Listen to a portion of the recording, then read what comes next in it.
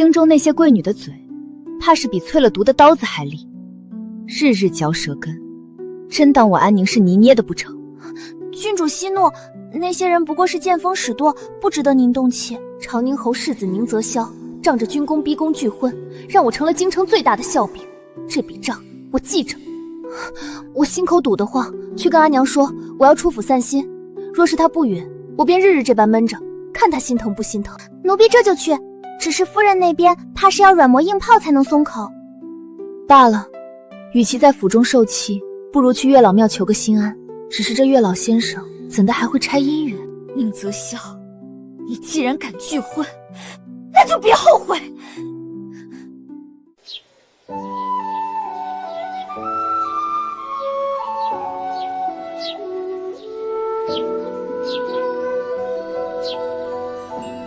月老先生，您既掌世间姻缘，为何偏要拆我的？不过是不愿嫁长宁侯府，便让我落得这般境地，岂有此理？阿弥陀佛。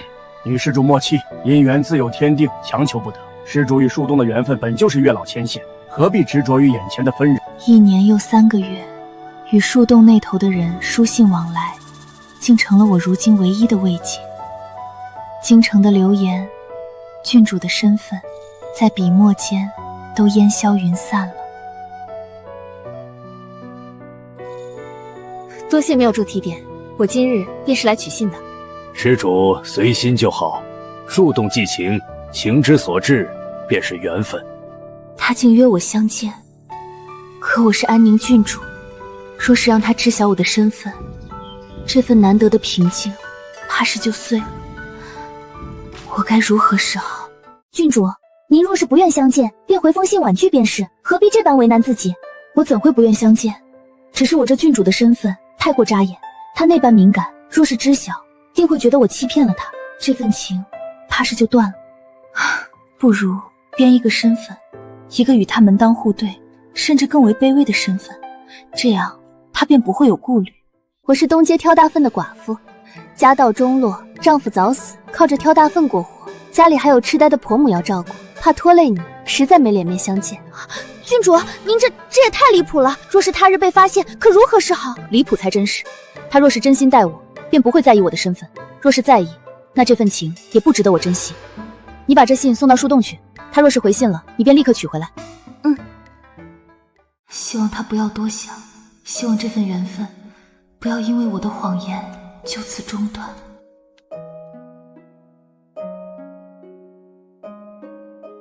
郡主，还是没有吗？郡主，没有，树洞里面空空的，连一张纸条都没有。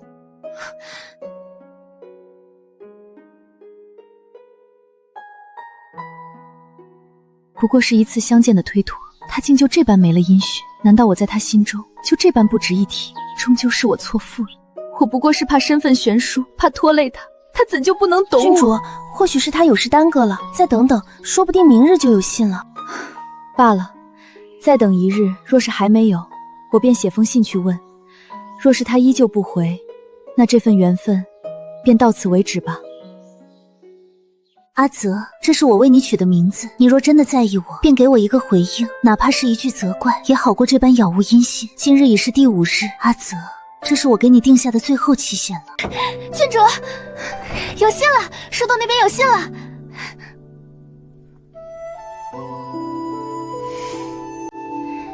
他说他是扫大街的清道夫，还担心配不上我，原来他也有顾虑，原来他没有生我的气。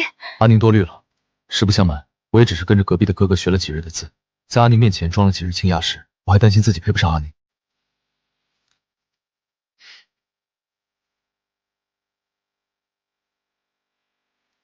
快，将这信送到树洞去，我约他在城外乱葬岗相见。郡主，您真的要去？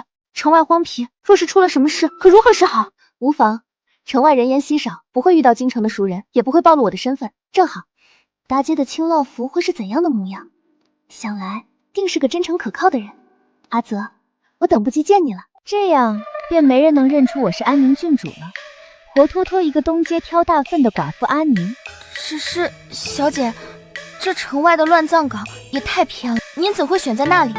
乱葬岗人烟稀少，最是安全，不会有熟人撞见，而且死人的嘴巴最紧，绝不会泄露我们的身份。他会来吗？会不觉得我选的地方太过吓人？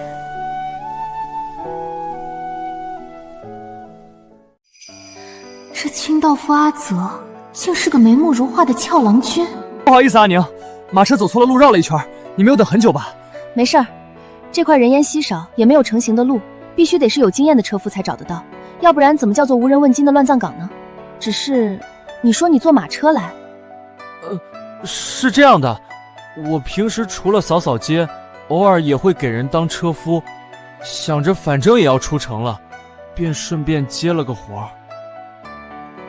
原来如此。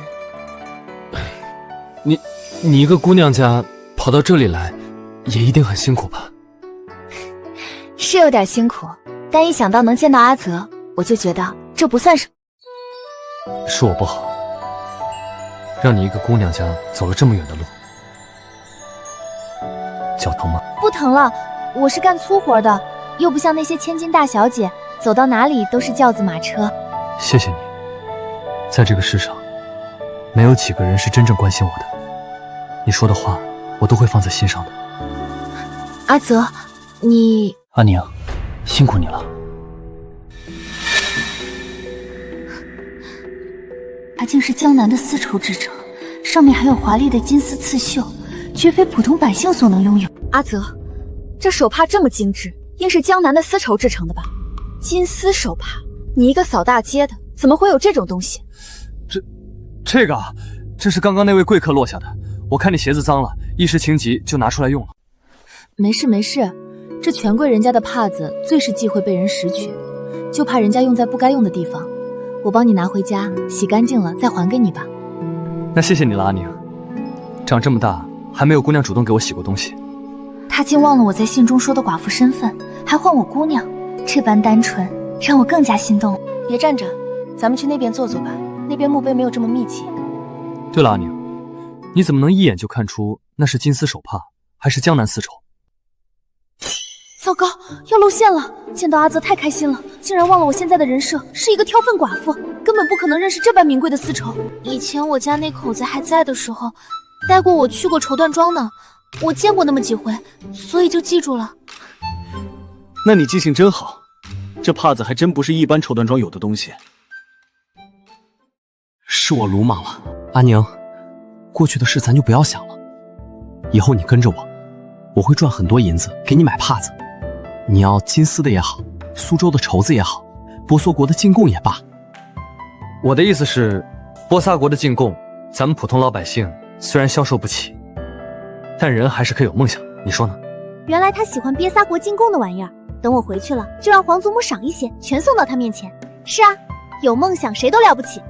阿泽，只要你想要，我都能给你，哪怕是瘪撒国的进贡，于我而言不过是一句话的事。乱葬岗好啊，死人的嘴巴最紧，绝不会泄露我们的身份和关系。阿宁，我想牵着你的手散步，你应该不会介意吧？不会。阿宁，我喜欢你。他这么单纯善良，我一定要守护他，让他免受世间的伤害，无论前路多难，都要和他在一起。天色不早了，我该回去了，免得家里人担心。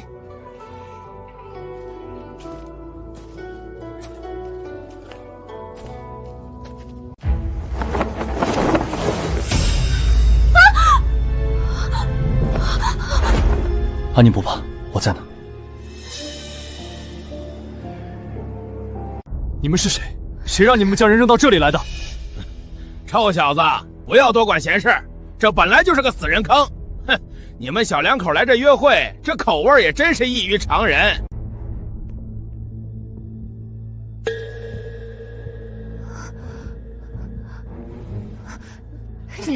这个人还活着，咱们还是别惹事了，赶紧离开这里吧。老天保佑，可千万别出事啊！要是我的君主身份容暴露，传出去，丢的可是皇家的脸面，到时候一切就都完蛋了。敬酒不吃吃罚酒，敢管我们厉王府的事儿，找死！各位大哥行行好，我们两口子上有老下有小，还欠了不少外债，请你们手下留情，放我们走吧。又来肯定不行，试试苦肉计。我都把自己说的这么可怜了，他们总该心生怜悯了吧？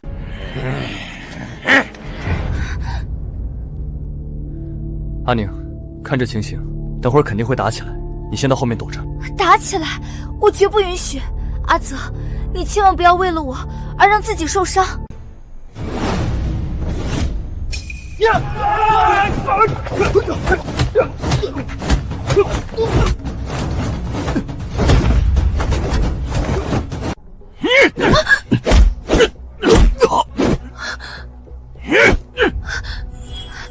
这位大哥，一点薄礼，不成敬意，求求你了，放我们走吧。行了行了，都停手，别打了。他们没对你怎么样吧？他们怎么忽然就走了？我看你一打四怪厉害的，就跟他们说你有高人指点，要出大招了，让他们不想受伤就赶紧跑。没想到他们还真信了。阿宁，你可真聪明。这人也不知怎么招惹了厉王府，也不知道还有气儿没有。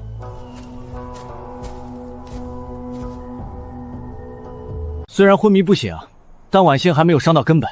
咱们走吧，不必管他。等下有人经过，救了他就完事儿了。这荒无人烟的乱葬岗，怎会有人经过？就算有人经过，也只会将人当作死尸处理吧。阿泽，你怎知会有人经过？谁会经过乱葬岗？就算是经过了，看到昏迷不醒的人，不也是一律按死尸处理吗？何况天就要黑了，这更是生人勿近的地方。你放心吧，会有人经过的。你不是说你从小家境清贫，怎么还能一眼看出这人未死，还能给他切脉？是这样的，早些年随爷爷学了一点皮毛，但还达不到开馆摆摊子这种程度，所以我才会去扫街的。他为人真是正直，宁可扫大街，也不愿拿着一点医术皮毛去当骗吃骗喝的江湖郎中。你真厉害，和邻居哥哥练了几日字就能吟诗作对，和爷爷学了点皮毛，如今救人都不在话下，你真是天赋异禀。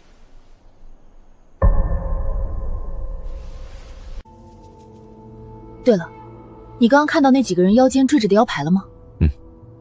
是厉王府的人，他们好大的胆子，竟敢草菅人命。厉王身为皇叔，竟如此目无王法。糟了，我一个挑粪寡妇怎会认识厉王府的腰牌，还如此淡定？他会不会起疑？完了，说的越多，暴露的越多。一个扫大街的，怎么可能一眼认出厉王府腰牌？事情是这样的，我以前也扫过厉王府前那条街，他们的人进进出出的，所以我才会一眼就看出那是厉王府的腰牌。老天保佑，幸好他没发现什么，不然我还真是不好解释。哦，原来是这样，我说呢。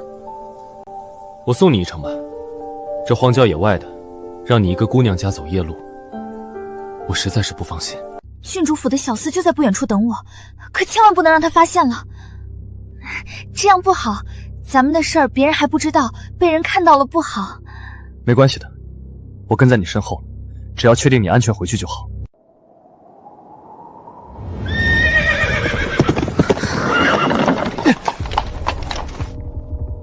小姐，真该回去了，夫人都要急疯了。阿宁，这是？他是来叫我回去给他们家挑粪的。你也知道，我在这汴京挑粪是相当有名的，郡主府的活儿我可不能耽误。郡主这是在做什么？好吧，既然你有事情要忙，那我就不拦你了。你自己小心些。你有没有看进去？来人，将这没用的东西拉下去！来人，将这没用的东西拉下去，杖打50！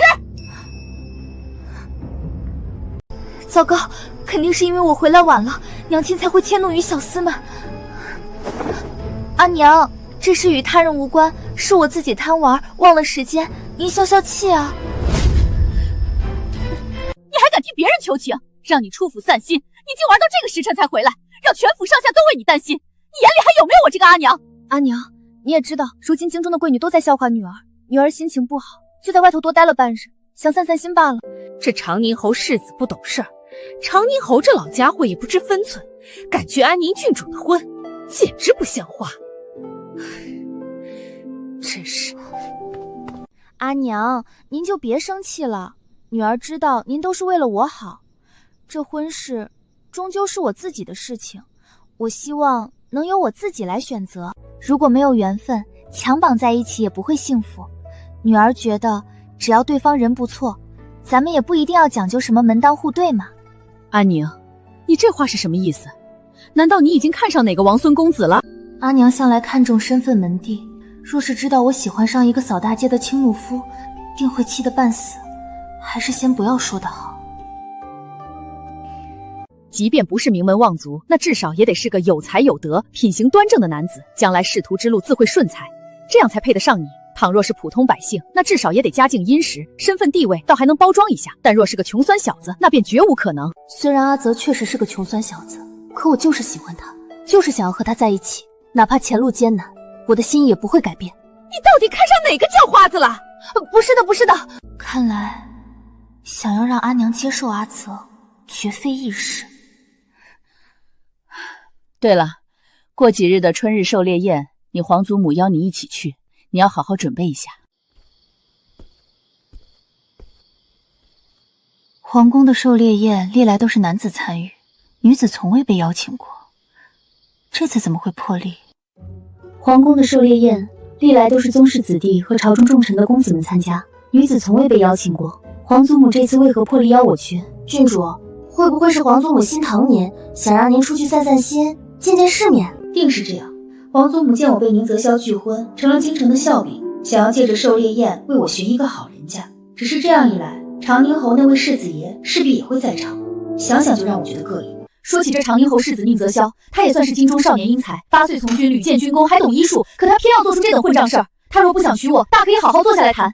建朝以来也不是没有正当解除婚约的先例，可他非要用军功相逼，直接拒婚，这不是故意打本郡主的脸吗？郡主息怒，那宁泽霄不识好歹，将来定会后悔的。您这般优秀，何愁觅不到良人？要不是我心里已经有了阿泽，没有心思去抱着拒婚之仇，否则宁泽霄早就完蛋。不管狩猎场上将是什么样的人间修罗场，我都得从容应对，不能丢了郡主的脸面。而且我还要想办法让阿泽走上仕途，这样才能过了阿娘和黄嬷嬷这关。备纸笔，我要给周儿写封信，鼓励她参加今年的科考。若是能考中功名，走上仕途，我的家人也能对她多几分认可。快将这信送去，希望阿泽能明白我的心意，好好准备科考。那大哥几班了？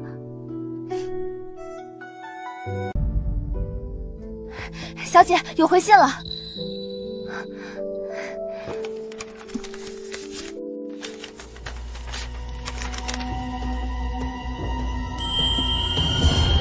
阿宁，科考之路困难重重，哪怕是高中，只怕以我们的微薄之力也难以撼动这个世界，不如我们私奔吧。私奔？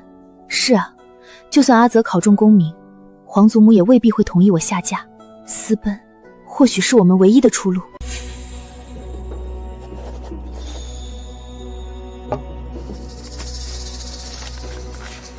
立刻将这信送去，我要和阿泽远走高飞。日后和阿泽在一起，用这些就够了。阿泽，阿宁，真的是你？你怎么会来这里？这不该是你来的地方。你愿意跟我一起走，我自然要给你准备好一切，所以才想来买些胭脂水粉，让你开心。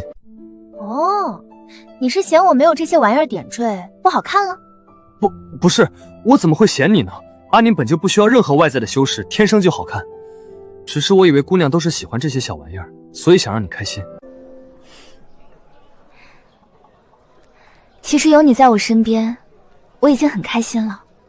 有没有这些胭脂水粉，都无所谓。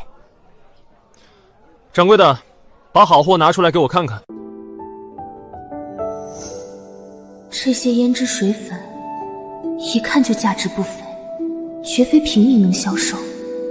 阿泽他不好，这成色还不如之前的，你是不是在糊弄我？冤枉啊，公子！这都是我们特意为侯府备着的，只会比以前好，不可能差的。阿泽，咱们不要这些，这些达官贵人的东西碰不得，咱们用不起，快走！怎么了？不过是几盒胭脂，有什么不能看的？咱们这种普通人哪用得起侯府的东西？别被人笑话了，赶紧走。阿宁，你值得最好的，这些我买给你。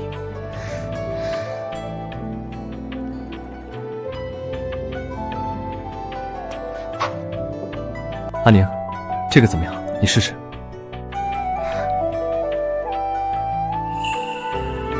阿宁，你真好看。等会儿悄悄塞点钱给掌柜，让他只收阿泽2个铜板，这样既能保全阿泽的面子，也不会让阿泽为难。这个颜色呢，最适合你这种皮肤白皙的人了。你看它的质地，又细腻又服帖。我要是猜的没错，这款胭脂是西域进贡的红杨花做的，色泽比普通胭脂艳多了，还能美容养颜。长宁侯府老夫人就最爱这个，她挑的胭脂，京中贵妇都跟着买。阿宁，这款胭脂不是平民能用的，你怎么对这些那么了解？哦，是这样的，我以前在书摊看过一本西域奇花的书籍，我刚刚说的只是猜测而已，难道我蒙对了吗？姑娘所言句句属实，比之专家无有不及，对胭脂的了解真是太透彻了。掌柜的，我还有个问题同你请教，借一步说话。待会儿他要付钱，你就说只要2个铜板就行。他若问你，你便随意编个理由，切记不要露馅，这金子就是你的了。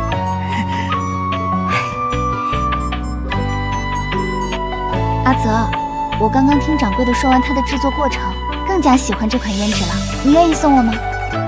当然，你若喜欢，这些全都拿走。阿泽你真好，但是全都拿走，我带的钱不够啊，只要这1盒就够了。我的脸没那么大，用不完的。掌柜的，让这位姑娘把这些胭脂全都试试，她喜欢的都留着。好的好的，姑娘随便试，随便看。没关系的，阿宁有我呢。阿泽，我真的很开心，谢谢你。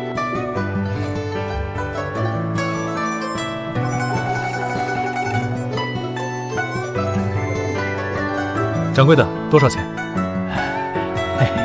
公子，2个铜板就行了。今儿个是本店开张1009天半，就当结个缘。掌柜的理由也太敷衍了，巷口叫花子碗里的钱都能买下整店胭脂了。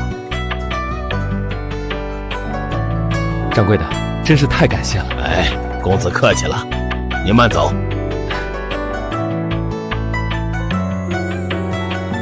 阿宁，虽然是私奔，但我向你保证，绝不会让你吃苦。我会赚很多银子，让你过上好日子。我早已掏空了郡主府1半的金银珠宝，有这些银子，我和阿泽定能衣食无忧。只要跟你在一起，我什么都不怕，哪怕是私奔，哪怕是颠沛流离，我都愿意。你怎么在这里？给我转过来！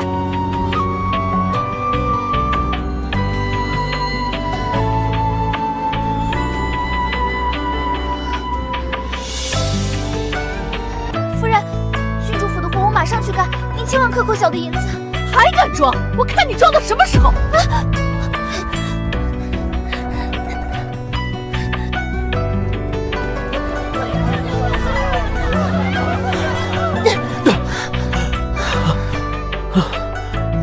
阿泽，郡主府的人不会善罢甘休的，你先走吧，我会想办法跟你会合的。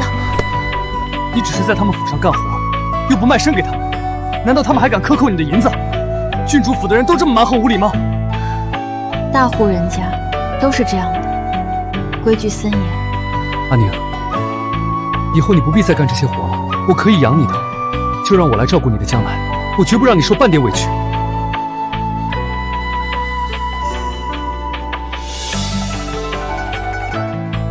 今天出门带少了，但是阿宁，你相信我，我以后一定会赚很多银子，让你过上好日子的。我会给你买金丝手帕，买西域胭脂，买所有你喜欢的东西。好，我信你。一直都信。安宁，你真好，我知道你会义无反顾的信我，这就够了。有你这句话，我做什么都值得。阿泽，我得先走了，免得待会儿又被人逮到。你也赶紧回去，注意安全。等我消息，我一定会想办法跟你会合的。这郡主府的活儿，你非去不可吗？其实这2日你可以把这些推了，后面我们一走了之，也不用管这些了。我们现在就走，好不好？做人做事要尽心尽责，我拿这份钱就要干好这活，不能半途而废。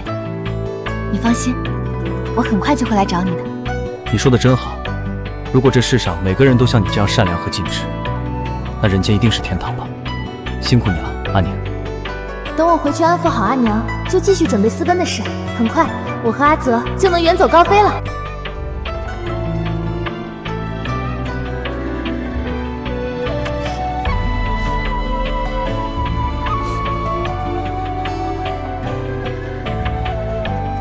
皇祖母，安宁，你来了。今日好好看看，京中优秀的儿郎都在这儿了。皇祖母肯定是故意的，想要让长宁侯世子看看他错失了什么。今日狩猎，限时3个时辰，以猎获猎物数量及品级定胜负。拔得头筹者，除了丰盛的奖赏，朕还要为其与安宁郡主赐婚，让其迎娶安宁郡主，结为连理。难道阿宁就是安宁郡主？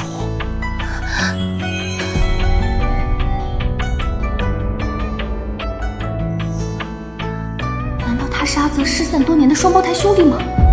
不对，他就是阿泽，他怎么会出现在这里？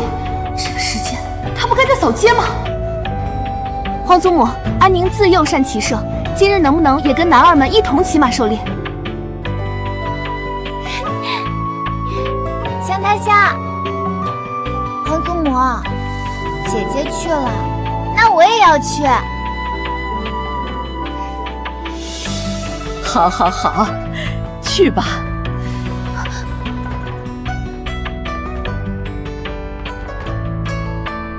阿泽，这不是你能来的场合，快些离开，我自会保你无事。快走吧。你就是安宁郡主？这件事我稍后再跟你解释好吗？你快些走，这里太危险了。若是被人发现你平民的身份，轻则杖砸，重则流放。快走吧！不能走，我来此有重要的事情要办。重要的事情？你难不成来皇家猎场扫落叶吗？能办什么重要的事情？这里不是你该来的地方。听话，快走吧！又不得了，长宁侯世子这是想吃回头草吗？竟凑到安宁郡主身边去了。我看未必，就算他想吃回头草，也不见得安宁公主愿意。毕竟当初是他亲手拒了婚，打了郡主的脸，如今又来献殷勤，真不知廉耻。今儿个我必拔得头筹，风光迎娶郡主，你们可都别跟我抢啊！一个个大白天就在这里做梦，想要娶郡主，也不看看自己是什么货色。谁说我们做梦了？皇上金口玉言，以猎获猎物数量及品级定胜负，拔得头风者便可以迎娶安郡主，与郡主结为连理。老兄，还是谨言慎行吧。无论如何，今天我一定要拔得头筹，重新得到我和安宁的赐婚机会。他们叫你什么？你是长宁侯世子？没错，我是宁泽霄，长宁侯府世子。怎么会是那个用军功逼宫拒婚，让我沦为京城笑柄的宁泽霄？难道他扮成清道夫，和自己书信往来1年多，相约乱葬岗，计划私奔，都是在玩弄我的感情吗？这个混蛋！我堂堂安宁郡主身份尊贵，他竟然敢一而再再而三的戏弄我，他究竟把我当成什么人了？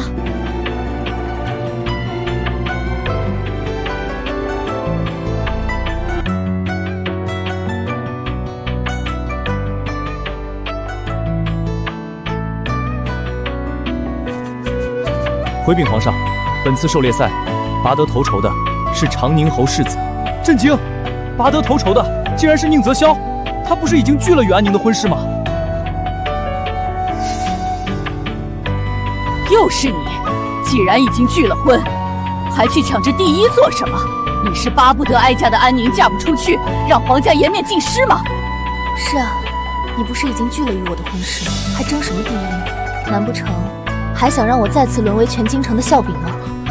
之前的事是臣一时冲动，思虑不周，还请太后娘娘降罪。一时冲动，你若有心，便该知道何谓适可而止。明知今日取胜者能与安宁结为连理，你就不该掺和，故意添乱。臣明白，臣此番前来，便是为了向安宁郡主赎罪。臣知道自己先前的所作所为，伤了郡主的笑柄。臣恳求太后娘娘做主，替我们2人赐婚。臣愿用一生弥补郡主。这宁泽霄到底在玩什么花戏？先拒婚让我受尽屈辱，再在狩猎宴上拔得头筹，求皇祖母重新赐婚。真当我这个安宁郡主是召之即来挥之即去的吗？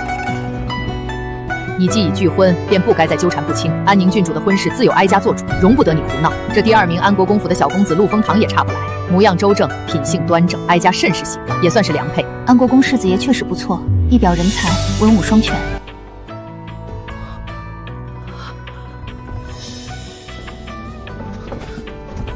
阿宁，这件事我可以解释，你至少要给我个赎罪的机会，不要意气用事。你听我解释好不好？总之，孙女的婚事全凭皇祖母做主。安国公府的小公子陆风华本就是我的竹马，谁说竹马不如天象的？今日我就要求皇祖母给我们赐婚。宁泽霄，你这个混蛋，跟我玩了这么久角色扮演，把我耍得团团转。今天我就要让你也尝尝被玩弄、被拒绝的滋味。安宁，你可想清楚了？陆飞婷虽是良配，可你真的喜欢她吗？婚姻大事不可儿戏。母后，是朕把话说在前头，拔得头筹者才是安宁的良配，君无戏言，不能出尔反尔。臣之前做的事不过是一时糊涂，思虑不周，错失郡主，悔不当初。若皇上与太后娘娘能够再给臣一次机会，臣万死不辞，定会好好待郡主，护郡主一生周全。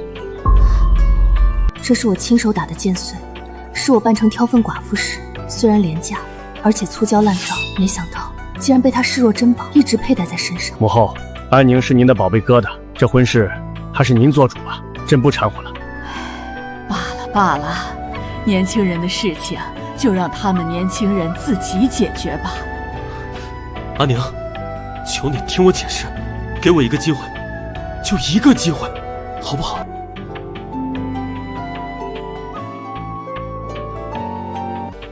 你也算是从小看着我和陆回堂长大的，他了解我，我也了解他，我们之间的感情深厚，我相信我们可以相守一生，比和你在一起要幸福得多。不可以，我不同意！放手，我的事情与你无关。不放，打死也不放！求你了，再给我一次机会，你听我解释好吗？世子爷，您这是做什么？戏还没演够，还要继续扮你的清道夫阿泽玩弄我的感情吗？不是演戏，阿宁，我从未对你演过戏，清道夫不是演戏，只是我想以最真实的模样靠近你。清道夫不是演戏，拒婚不是演戏。你用军功逼宫拒我婚，让我沦为京城笑柄，转头又扮成清道夫接近我，这不是演戏是什么？是觉得我这个被拒婚的郡主很好欺负吗？拒婚另有隐情，清道夫是我此生最真实的模样。阿宁，给我一个时辰，听我说完。若你仍不愿原谅，我此生不再纠缠，好不好？3年前，我随军出征前，家父曾与老王爷议定婚约，可我那时不想成婚，军务繁忙，生死未卜，不愿耽误你，更不愿你嫁入侯府，受我继母刁难。他为人刻薄，你嫁过去定会受委屈。怎么会是这样？我从未想过，拒婚的背后竟还有这样的隐情。够了，阿泽，我信你，我原谅你了。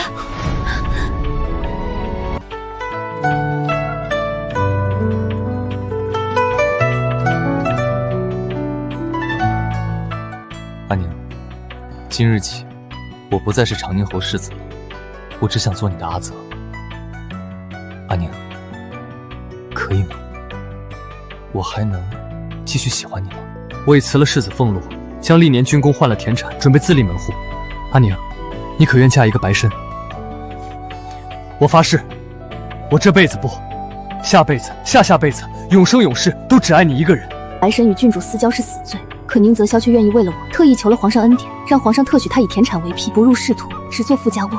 我愿意，无论你是长宁侯世子还是清道夫阿泽，我都愿意。阿泽，先练练你，只要你以后再也不骗我任何事情，我愿意永远陪着你。好，我答应你，我永远都不会骗你了。我将我的身世告诉你吧。我的母亲是侯府侍女，生下我便离世了，继母视我为眼中钉，8岁便将我送入军营，是万将军和赵师傅给了我温暖。阿宁，阿泽，其实我们在乱葬岗初见的那日，我就已经决定非你不嫁了。阿宁，我爱你，能和你厮守终生，我此生无憾了。阿宁，我也一样，能和你厮守一辈子，我也没有遗憾了。